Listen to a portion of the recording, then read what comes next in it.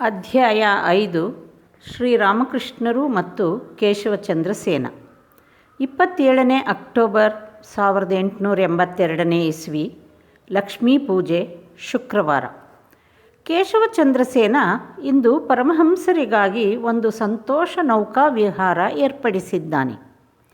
ಸುಮಾರು ಅಪರಾಹ್ನ 4 ಗಂಟೆ ಸಮಯಕ್ಕೆ ಗಂಗಾ ನದಿಯಲ್ಲಿ ಒಂದು ಜಹಜು ಬಂದು ದಕ್ಷಿಣೇಶ್ವರದ ಕಾಳಿ ದೇವಾಲಯದ ಘಟ್ಟದ ಹತ್ತಿರ ಲಂಗರು ಹಾಕಿದೆ.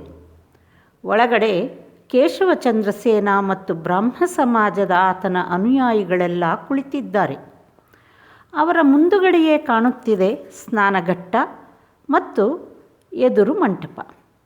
ಆ ಮಂಟಪದ ಎಡಗಡೆ 6 ಶಿವ ದೇವಾಲಯಗಳು, ಬಲಗಡೆ 6 ಶಿವ ದೇವಾಲಯಗಳು, ಭವತಾರಿಣಿ ಕಾಳಿ ದೇವಾಲಯದ ಶಿಖರ, ಪಂಚವಟಿಯಲ್ಲಿರುವ ಮರಗಿಡಗಳ ಮತ್ತು ಅವುಗಳಿಗೆ ಸಮೀಪದಲ್ಲೇ ಇರುವ ಸರ್ವೇ ಮರಗಳ ತುತ್ತ ತುದಿಗಳು ಶರತ್ಕಾಲದ ನೀಲಾಕಾಶವನ್ನು ಭೇದಿಸಿ ನಿಂತಿವೆ.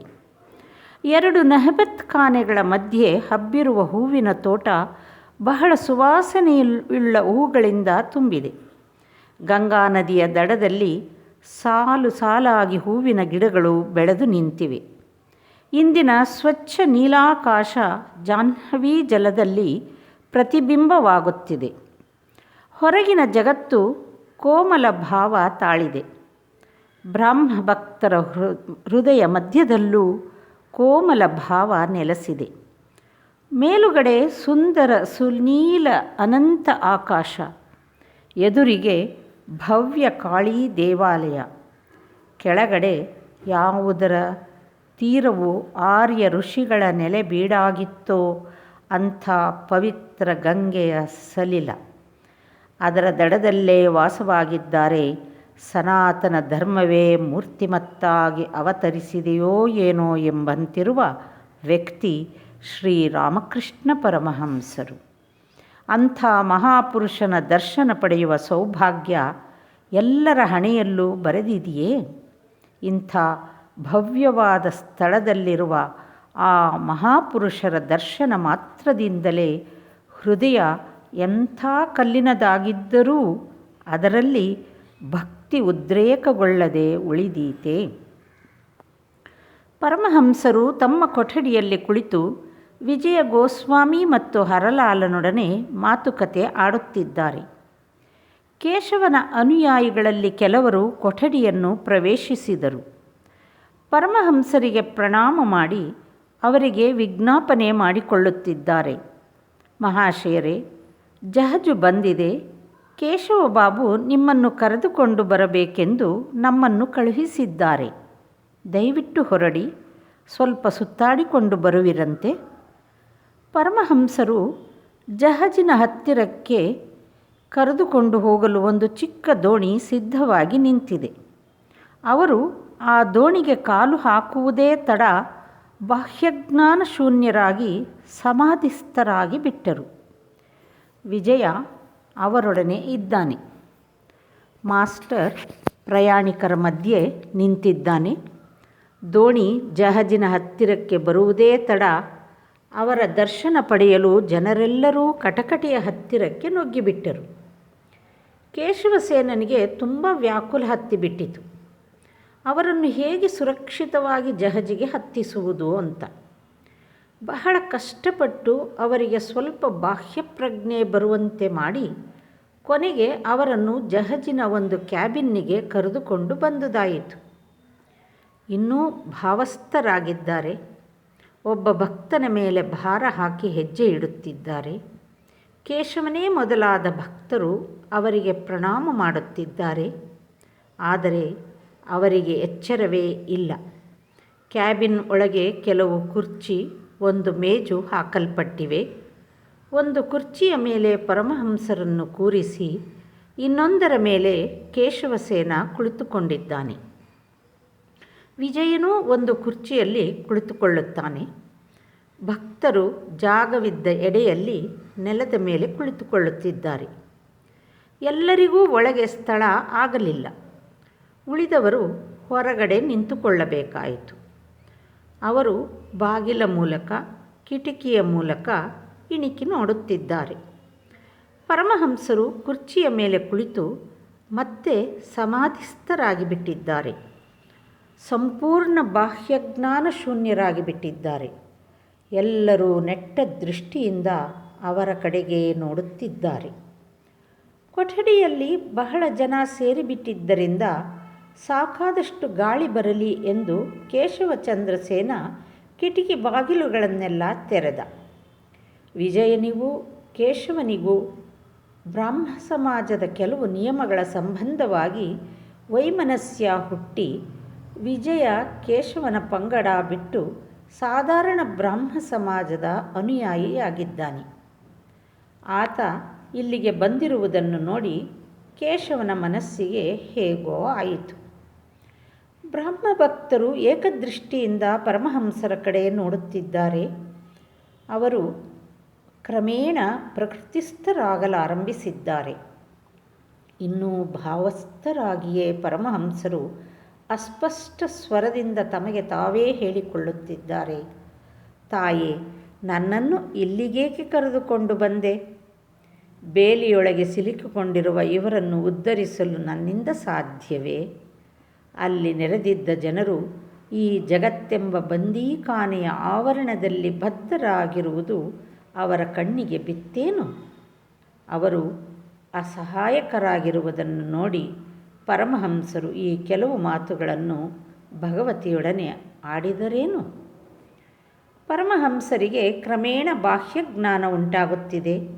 ಗಾಜಿಪುರದ ನೀಲಮಾಧವ ಬಾಬು ಮತ್ತು ಒಬ್ಬ ಬ್ರಾಹ್ಮ ಭಕ್ತ ಪವಾಹಾರಿ ಬಾಬನ ಸಂಬಂಧವಾಗಿ ಮಾತುಕತೆ ಆಡುತ್ತಿದ್ದರು. ಇನ್ನೊಬ್ಬ ಬ್ರಾಹ್ಮ ಭಕ್ತ ಪರಮಹಂಸರಿಗೆ ಹೇಳಿದ, ಇವರು ಪವಾಹಾರಿ ಬಾಬಾರನ್ನು ನೋಡಿ ಬಂದಿದ್ದಾರೆ. ಅವರು ಗಾಜಿಪುರದಲ್ಲಿ ವಾಸಿಸುತ್ತಿದ್ದಾರೆ. ಅವರೂ ನಿಮ್ಮಂತೆಯೇ ಒಬ್ಬ ಮಹಾಪುರುಷರು. ಮಾತನಾಡುವ ಶಕ್ತಿ ಪರಮಹಂಸರಿಗೆ ಇನ್ನೂ ಬಂದಿಲ್ಲ. ಎಲ್ಲೋ ಕಿಂಚಿತ್ ನಗುತ್ತಿದ್ದಾರೆ. ಆ ಭಕ್ತ ಮತ್ತೆ ಹೇಳಿದ, ಮಹಾಶಯರೇ, ಪವಾಹಾರಿ ಬಾಬರು ತಮ್ಮ ಕೊಠಡಿಯಲ್ಲಿ ನಿಮ್ಮ ಫೋಟೋ ಇಟ್ಟುಕೊಂಡಿದ್ದಾರೆ. ಪರಮಹಂಸರು ತಮ್ಮ ಶರೀರದ ಕಡೆ ಬೆರಳು ಮಾಡಿ ಕಿಂಚಿತ್ ನಗುತ್ತಾ ಹೇಳುತ್ತಿದ್ದಾರೆ, ಇದು ಕೇವಲ ದಿಂಬಿನ ಚೀಲ ಮಾತ್ರ. ಪರಮಹಂಸರು ಮಾತು ಮುಂದುವರಿಸುತ್ತಿದ್ದಾರೆ. ಆದರೆ ಒಂದು ವಿಷಯ, ಭಕ್ತನ ಹೃದಯ ಭಗವಂತನ ಆವಾಸ ಸ್ಥಾನ. ಆತ ಸರ್ವಭೂತಗಳಲ್ಲೂ ಇರುವುದೇನೋ ನಿಜ, ಆದರೆ ಭಕ್ತನ ಹೃದಯದಲ್ಲಿ ವಿಶೇಷ ರೂಪದಿಂದ ಇರುತ್ತಾನೆ. ಜಮೀನ್ದಾರ ತನ್ನ ಎಸ್ಟೇಟಿನಲ್ಲಿ ಎಲ್ಲಿ ಬೇಕಾದರಲ್ಲಿ ಇರಬಲ್ಲ, ಆದರೆ ಆತನನ್ನು ವಿಶೇಷವಾಗಿ ಆತನ ಬೈಠಕ್ಖಾನೆಯಲ್ಲಿ ನೋಡಬಹುದು ಎಂಬುದಾಗಿ ಜನ ಹೇಳುತ್ತಾರೆ. ಭಕ್ತನ ಹೃದಯದಲ್ಲಿ ಭಗವಂತನ ಬೈಠಕ್ಖಾನೆ. ಜ್ಞಾನಿಗಳು ಯಾರನ್ನು ಬ್ರಹ್ಮ ಅಂತ ಕರೆಯುತ್ತಾರೋ ಆತನನ್ನೇ ಯೋಗಿಗಳು ಆತ್ಮ ಅಂತ ಕರೆಯುತ್ತಾರೆ. ಭಕ್ತರು ಭಗವಂತ ಅಂತ ಕರೆಯುತ್ತಾರೆ. ಒಬ್ಬನೇ ಬ್ರಾಹ್ಮಣನಿಗೆ ಪೂಜೆ ಮಾಡುವಾಗ ಪೂಜಾರಿ ಅಂತ ಹೆಸರು, ಅಡಿಗೆ ಮಾಡುವಾಗ ಅಡಿಗೆಯವ ಅಂತ ಹೆಸರು. ಜ್ಞಾನಯೋಗಿ ಜ್ಞಾನ ಮಾರ್ಗನಿಷ್ಠನಾಗಿ ಸರ್ವದಾ ನೇತಿ ನೇತಿ ಎಂಬ ವಿಚಾರದಲ್ಲಿ, ಅಂದರೆ ಬ್ರಹ್ಮ ಇದಲ್ಲ ಅದಲ್ಲ, ಜೀವವಲ್ಲ ಜಗತ್ತಲ್ಲ ಎಂಬ ವಿಚಾರದಲ್ಲಿ ತೊಡಗಿರುತ್ತಾನೆ. ಈ ರೀತಿಯಾಗಿ ವಿಚಾರ ಮಾಡುತ್ತಾ ಮಾಡುತ್ತಾ ಮುಂದುವರಿದರೆ ಮನಸ್ಸು ಸ್ಥಿರವಾಗುತ್ತದೆ. ಬಳಿಕ ಮನಸ್ಸು ಲಯ ಹೊಂದುತ್ತದೆ, ಸಮಾಧಿಯುಂಟಾಗುತ್ತದೆ. ಆಗ ಬ್ರಹ್ಮಜ್ಞಾನ ದೊರೆಯುತ್ತದೆ. ಬ್ರಹ್ಮಜ್ಞಾನಿಯ ನಿಶ್ಚಿತಾಭಿಪ್ರಾಯ ಬ್ರಹ್ಮ ಸತ್ಯ ಜಗನ್ಮಿಥ್ಯ. ಈ ನಾಮರೂಪಗಳೆಲ್ಲ ಸ್ವಪ್ನದ ಹಾಗೆ ಮಿಥ್ಯ. ಬ್ರಹ್ಮ ಏನು ಎಂಬುದನ್ನು ಬಾಯಿಂದ ವರ್ಣಿಸಲಾಗುವುದಿಲ್ಲ. ಆತನನ್ನು ಒಬ್ಬ ವ್ಯಕ್ತಿ ಎಂತಲೂ ಹೇಳಲಾಗುವುದಿಲ್ಲ. ಹೀಗೆಂದು ಜ್ಞಾನಿಗಳು ವೇದಾಂತವಾದಿಗಳು ಹೇಳುತ್ತಾರೆ. ಆದರೆ ಭಕ್ತರು ಎಲ್ಲ ಅವಸ್ಥೆಗಳನ್ನು ಸ್ವೀಕರಿಸುತ್ತಾರೆ.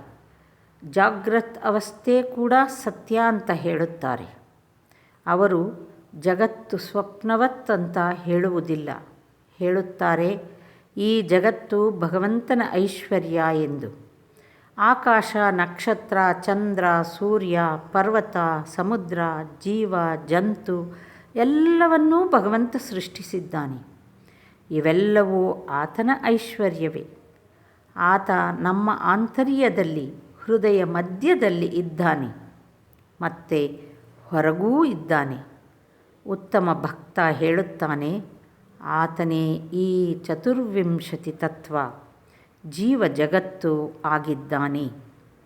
ಭಕ್ತನ ಇಚ್ಛೆ ಸಕ್ಕರೆ ತಿನ್ನಬೇಕು ಅಂತಲೇ ವಿನಾ ಸಕ್ಕರೆ ಆಗಬೇಕು ಅಂತಲ್ಲ. ಎಲ್ಲರೂ ನಗುತ್ತಿದ್ದಾರೆ. ಭಕ್ತನ ಭಾವ ಯಾವ ರೀತಿಯದು ಗೊತ್ತೇ?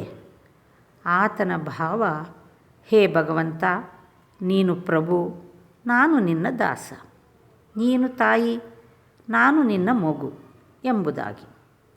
ಮತ್ತು ನೀನು ನನ್ನ ತಾಯಿ, ತಂದೆ, ನೀನು ಪೂರ್ಣ, ನಾನು ಅಂಶ ಎಂಬುದಾಗಿ. ಭಕ್ತ ನಾನೇ ಬ್ರಹ್ಮ ಎಂಬುದಾಗಿ ಹೇಳಲು ಎಂದಿಗೂ ಇಚ್ಛೆಪಡುವುದಿಲ್ಲ. ಯೋಗಿಯು ಪರಮಾತ್ಮನ ಸಾಕ್ಷಾತ್ಕಾರ ಪಡೆಯಲು ಯತ್ನಿಸುತ್ತಾನೆ. ಆತನ ಗುರಿ ಜೀವಾತ್ಮ ಪರಮಾತ್ಮರ ಐಕ್ಯ. ಆತ ವಿಷಯ ವಸ್ತುಗಳಿಂದ ಮನಸ್ಸನ್ನು ಸೆಳೆದುಕೊಂಡು ಅದನ್ನು ಪರಮಾತ್ಮನಲ್ಲಿ ಸ್ಥಿರ ಮಾಡಲು ಯತ್ನಿಸುತ್ತಾನೆ. ಅದಕ್ಕಾಗಿಯೇ ಮೊದಲು ನಿರ್ಜನ ಪ್ರದೇಶಕ್ಕೆ ಹೋಗಿ ಸ್ಥಿರ ಆಸನದಲ್ಲಿ ಕುಳಿತು ಅನನ್ಯ ಮನಸ್ಕನಾಗಿ ಧ್ಯಾನ ಚಿಂತನೆ ಮಾಡುತ್ತಾನೆ. ಆದರೆ ವಸ್ತು ಮಾತ್ರ ಒಂದೇ, ಹೆಸರು ಮಾತ್ರ ವಿವಿಧ. ಯಾರು ಬ್ರಹ್ಮನೋ ಆತನೇ ಆತ್ಮ, ಆತ್ಮನೇ ಭಗವಂತ. ಜ್ಞಾನ ಮಾರ್ಗಿಗಳ ಬ್ರಹ್ಮನೇ ಯೋಗಿಗಳ ಪರಮಾತ್ಮ, ಭಕ್ತರ ಭಗವಂತ. ಜಹಜು ಕಲ್ಕತ್ತದ ಕಡೆಗೆ ಹೋಗುತ್ತಿದೆ. ಆದರೆ ಯಾರು ಜಹಜಿನಲ್ಲಿ ಕುಳಿತು ಪರಮಹಂಸರ ದರ್ಶನ ಮಾಡುತ್ತಾ ಅವರ ಅಮೃತಮಯ ವಾಣಿಯನ್ನು ಕೇಳುತ್ತಿದ್ದರೋ ಅವರಿಗೆ ಜಹಜು ಚಲಿಸುತ್ತಿರುವುದು ಗೊತ್ತೇ ಆಗಲಿಲ್ಲ. ಸುಂದರವಾದ ಉದ್ಯಾನವನಗಳಿಂದ ಮತ್ತು ದೇವಾಲಯಗಳಿಂದ ಕೂಡಿದ ದಕ್ಷಿಣೇಶ್ವರ ಕಣ್ಣಿಗೆ ಮರೆಯಾಗುತ್ತಾ ಬಂತು. ಜಹಜಿನ ಹುಟ್ಟು ಗಾಲಿಯ ಕಡೆತಕ್ಕೆ ಸಿಕ್ಕಿದ ಗಂಗಾವಾರಿ ನೊರೆಯಿಂದ ತುಂಬಿ ಭೋರ್ಗರೆಯುತ್ತಾ ಅಲೆಗಳಿಂದ ಅಲ್ಲೋಲ ಕಲ್ಲೋಲವಾಗುತ್ತಿದೆ. ಭಕ್ತರಿಗೆ ಇವುಗಳಾವುದರ ಅರಿವು ಆಗುತ್ತಲೇ ಇಲ್ಲ. ಅವರು ಮುಗ್ಧರಾಗಿ ನೋಡುತ್ತಿದ್ದಾರೆ. ನಗು ಮುಖರಾದ, ಆನಂದಮಯರಾದ, ಪ್ರೇಮಾನುರಂಜಿತ ನಯನರಾದ, ಪ್ರಿಯದರ್ಶನರಾದ ಅದ್ಭುತ ಯೋಗಿವರ್ಯ ಪರಮಹಂಸರನ್ನು. ಪರಮಹಂಸರಿಗೆ ಭಗವಂತನ ಹೊರತು ಬೇರೇನೂ ಗೊತ್ತಿಲ್ಲ. ಜ್ಞಾನವಾಹಿನಿ ಅವರ ಬಾಯಿಂದ ಸುಮ್ಮನೆ ಹರಿಯುತ್ತಲೇ ಇದೆ. ಶ್ರೀರಾಮಕೃಷ್ಣರು ಜ್ಞಾನ ಮಾರ್ಗಾವಲಂಬಿ ವೇದಾಂತಿಗಳು ಹೇಳುತ್ತಾರೆ, ಸೃಷ್ಟಿ ಸ್ಥಿತಿ ಪ್ರಳಯ ಜೀವ ಜಗತ್ತು ಇವೆಲ್ಲ ಶಕ್ತಿಯ ಕ್ರೀಡೆ. ವಿಚಾರ ಮಾಡಿ ನೋಡಿದರೆ ಇವೆಲ್ಲ ಸ್ವಪ್ನದ ಹಾಗೆ. ನಿಜವಾಗಿ ಬ್ರಹ್ಮನೇ ಏಕಮಾತ್ರ ವಸ್ತು, ಉಳಿದುದೆಲ್ಲ ಅವಸ್ತು. ಶಕ್ತಿಯು ಸ್ವಪ್ನದೋಪಾದಿಯಲ್ಲಿ ಅವಸ್ತು. ಆದರೆ ಇಡೀ ಜೀವನವನ್ನೆಲ್ಲ ವಿಚಾರಕ್ಕೆ ಮೀಸಲಾಗಿಟ್ಟರೂ ಸಮಾಧಿಯ ಸ್ಥಿತಿಯನ್ನು ಹೊಂದುವವರೆಗೆ ಶಕ್ತಿಯ ಇಲಾಖೆಯನ್ನು ಬಿಟ್ಟು ಹೊರಗೆ ಹೋಗುವ ಹಾಗೇ ಇಲ್ಲ. ನಾನು ಧ್ಯಾನ ಮಾಡುತ್ತೇನೆ, ನಾನು ಚಿಂತನೆ ಮಾಡುತ್ತೇನೆ ಎಂಬುದಾಗಿ ನೀನು ಯಾವಾಗಲೂ ಇನ್ನೂ ಶಕ್ತಿಯ ಮಧ್ಯೆ, ಶಕ್ತಿಯ ಐಶ್ವರ್ಯದ ಮಧ್ಯೆ ಚಲಿಸುತ್ತಿದ್ದೀಯೆ. ಅದಕ್ಕಾಗಿಯೇ ಬ್ರಹ್ಮನಿಗೂ ಶಕ್ತಿಗೂ ಅಭೇದ ಎಂದು ಹೇಳುವುದು. ಒಂದನ್ನು ಸ್ವೀಕರಿಸಿದರೆ ಇನ್ನೊಂದನ್ನು ಸ್ವೀಕರಿಸಲೇಬೇಕಾಗುತ್ತದೆ. ಇದು ಬೆಂಕಿ ಮತ್ತು ಅದರ ಸುಡುವ ಶಕ್ತಿಯ ಹಾಗೆ. ಬೆಂಕಿಯನ್ನು ಸ್ವೀಕರಿಸಿದರೆ ಸುಡುವ ಶಕ್ತಿಯನ್ನೂ ಸ್ವೀಕರಿಸಬೇಕಾಗುತ್ತದೆ. ಸುಡುವ ಶಕ್ತಿಯನ್ನು ಬಿಟ್ಟು ಬೆಂಕಿಯನ್ನು, ಬೆಂಕಿಯನ್ನು ಬಿಟ್ಟು ಸುಡುವ ಶಕ್ತಿಯನ್ನು ಭಾವಿಸಲಾಗುವುದೇ ಇಲ್ಲ. ಸೂರ್ಯನನ್ನು ಬಿಟ್ಟು ಸೂರ್ಯ ರಶ್ಮಿಯನ್ನು ಭಾವಿಸಲಾಗುವುದಿಲ್ಲ. ಸೂರ್ಯ ರಶ್ಮಿಯನ್ನು ಬಿಟ್ಟು ಸೂರ್ಯನನ್ನು ಭಾವಿಸಲಾಗುವುದಿಲ್ಲ. ಹಾಲು ಹೇಗಿದೆ? ಅದು ಬಿಳುಪು. ಹಾಲನ್ನು ಬಿಟ್ಟು ಬಿಳುಪನ್ನು ಭಾವಿಸಲಾಗುವುದಿಲ್ಲ. ಹಾಲಿನ ಬಿಳುಪನ್ನು ಬಿಟ್ಟು ಹಾಲನ್ನು ಭಾವಿಸಲಾಗುವುದಿಲ್ಲ. ಹಾಗೆ ಬ್ರಹ್ಮನನ್ನು ಬಿಟ್ಟು ಶಕ್ತಿಯನ್ನು, ಶಕ್ತಿಯನ್ನು ಬಿಟ್ಟು ಬ್ರಹ್ಮನನ್ನು ಭಾವಿಸಲಾಗುವುದೇ ಇಲ್ಲ. ನಿತ್ಯವನ್ನು ಬಿಟ್ಟು ಲೀಲೆಯನ್ನು, ಲೀಲೆಯನ್ನು ಬಿಟ್ಟು ನಿತ್ಯವನ್ನು ಭಾವಿಸಲಾಗುವುದೇ ಇಲ್ಲ. ಆದ್ಯಾಶಕ್ತಿ ಲೀಲಾಮಯಿ, ಸೃಷ್ಟಿ ಸ್ಥಿತಿ ಪ್ರಳಯ ಮಾಡುತ್ತಾಳೆ. ಆಕೆಗೆ ಕಾಳಿ ಅಂತ ಹೆಸರು. ಕಾಳಿಯೇ ಬ್ರಹ್ಮ, ಬ್ರಹ್ಮನೇ ಕಾಳಿ. ವಸ್ತು ಒಂದೇ.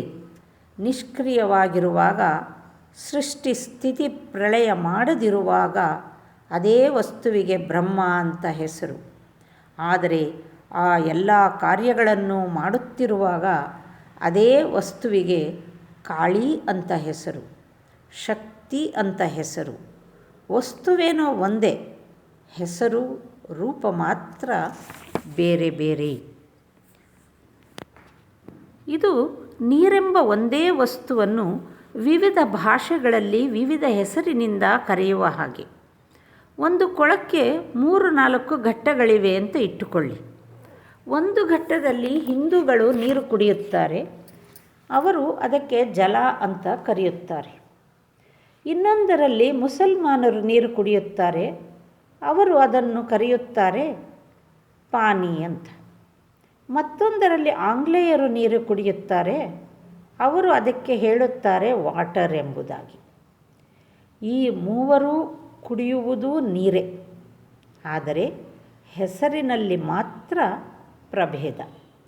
ಹಾಗೆಯೇ ಕೆಲವರು ಭಗವಂತನನ್ನು ಅಲ್ಲಾ, ಇನ್ನು ಕೆಲವರು ಗಾಡ್, ಮತ್ತು ಕೆಲವರು ಬ್ರಹ್ಮ, ಮತ್ತು ಕೆಲವರು ಕಾಳಿ, ಇನ್ನೂ ಬೇರೆ ಬೇರೆಯವರು ರಾಮ, ಹರಿ, ಯೇಸು, ದುರ್ಗಾ ಎಂಬಿವೆ ಮೊದಲಾದ ಹೆಸರುಗಳಿಂದ ಕರೆಯುತ್ತಾರೆ. ಕೇಶವಚಂದ್ರಸೇನ ನಗುತ್ತಾ, ಕಾಳಿ ಈ ಜಗತ್ತಿನಲ್ಲಿ ಎಷ್ಟೊಂದು ಭಾವಗಳಿಂದ ಕ್ರೀಡಿಸುತ್ತಾಳೆ ಎಂಬುದರ ವಿಷಯವಾಗಿ ಸ್ವಲ್ಪ ವರ್ಣನೆ ಮಾಡಿ ತಿಳಿಸಿ. ಶ್ರೀರಾಮಕೃಷ್ಣರು ನಗುತ್ತಾ, ಓ, ಆಕೆ ವಿವಿಧ ಭಾವಗಳಿಂದ ಕ್ರೀಡಿಸುತ್ತಾಳೆ. ಆಕೆಯೇ ಮಹಾಕಾಳಿ, ನಿತ್ಯಕಾಳಿ, ಸ್ಮಶಾನಕಾಳಿ, ರಕ್ಷಾಕಾಳಿ, ಶ್ಯಾಮಾಕಾಳಿ, ಮಹಾಕಾಳಿ, ನಿತ್ಯಕಾಳಿ ಇವರ ವಿಷಯವಾಗಿ ತಂತ್ರಶಾಸ್ತ್ರದಲ್ಲಿ ವರ್ಣನೆ ಇದೆ. ಸೃಷ್ಟಿ ಆರಂಭವಾಗುವುದಕ್ಕೆ ಮುನ್ನ ಚಂದ್ರ, ಸೂರ್ಯ, ಗ್ರಹ, ಪೃಥ್ವಿ ಇವೆಲ್ಲ ಉದ್ಭವವಾಗುವುದಕ್ಕೆ ಮುನ್ನ ಎಲ್ಲೆಲ್ಲೂ ನಿಬಿಡಾಂಧಕಾರ ಹಬ್ಬಿದ್ದಾಗ ಭಗವತಿ ನಿರಾಕಾರ ಸ್ವರೂಪಿಣಿ ಮಹಾಕಾಳಿ ಮಹಾಕಾಲನೊಡನೆ ಐಕ್ಯವಾಗಿದ್ದಳು. ಶ್ಯಾಮಾಕಾಳಿಯದು ಸ್ವಲ್ಪ ಮಟ್ಟಿಗೆ ಕೋಮಲ ಸ್ವಭಾವ. ಆಕೆ ವರಾಭಯದಾಯಿನಿ. ಗೃಹಸ್ಥರು ಆಕೆಯನ್ನು ಪೂಜಿಸುತ್ತಾರೆ. ಮಹಾಮಾರಿ, ಕೋಪದ್ರವ, ದುರ್ಭಿಕ್ಷ, ಭೂಕಂಪ, ಅನಾವೃಷ್ಟಿ, ಅತಿವೃಷ್ಟಿಗಳಾದಾಗ ರಕ್ಷಾಕಾಳಿಯ ಪೂಜೆ ಮಾಡಬೇಕಾಗುತ್ತದೆ. ಸ್ಮಶಾನಕಾಳಿ ಸಂಹಾರ ಮೂರ್ತಿ. ಆಕೆ ಶವ, ನರಿ, ಡಾಕಿನಿ, ಯೋಗಿನಿ ಇವುಗಳೊಡಗೂಡಿ ಸ್ಮಶಾನದಲ್ಲಿ ವಾಸಿಸುತ್ತಾಳೆ.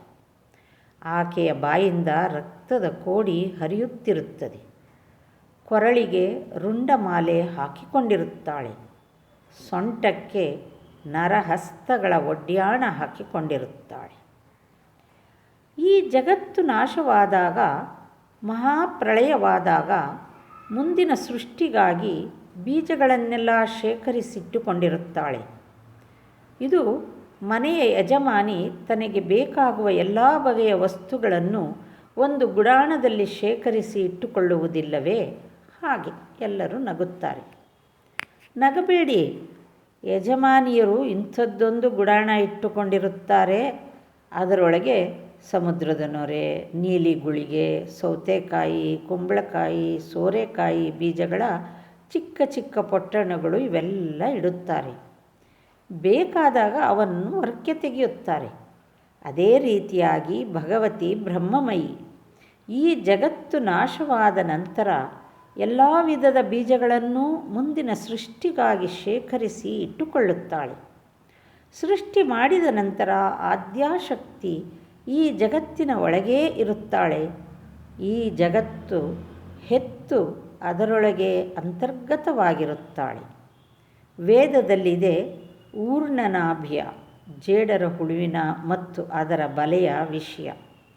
ಜೇಡರ ಹುಳು ತನ್ನ ಹೊಟ್ಟೆಯಿಂದಲೇ ತೆಗೆದ ತಂತುವಿನಿಂದ ಬಲೆ ಕಟ್ಟಿ ಅದರ ಮೇಲೆ ತಾನೂ ನಿಲ್ಲುತ್ತದೆ. ಹಾಗೆಯೇ ಭಗವಂತ ಈ ಆಧಾರ ಅಧೇಯ ಎರಡೂ ಆಗಿದ್ದಾನೆ. ಕಾಳಿ ನಿಜವಾಗಿ ಕಪ್ಪೇನು? ದೂರದಿಂದ ನೋಡಿದರೆ ಕಪ್ಪಗೆ ಕಾಣುತ್ತಾಳೆ. ಹತ್ತಿರದಿಂದ ನೋಡಿದರೆ ಕಪ್ಪಲ್ಲ. ಆಕಾಶ ದೂರದಿಂದ ನೀಲವರ್ಣದ್ದಾಗಿ ಕಾಣುತ್ತದೆ. ಹತ್ತಿರದಿಂದ ನೋಡಿದರೆ ಅದಕ್ಕೆ ಯಾವ ವರ್ಣವೂ ಇಲ್ಲ. ಸಮುದ್ರದ ನೀರು ದೂರದಿಂದ ನೀಲಿಯಾಗಿ ಕಾಣುತ್ತದೆ. ಹತ್ತಿರ ಹೋಗಿ ಕೈಗೆ ತೆಗೆದುಕೊಂಡು ನೋಡು, ಅದಕ್ಕೆ ಯಾವ ವರ್ಣವೂ ಇಲ್ಲ.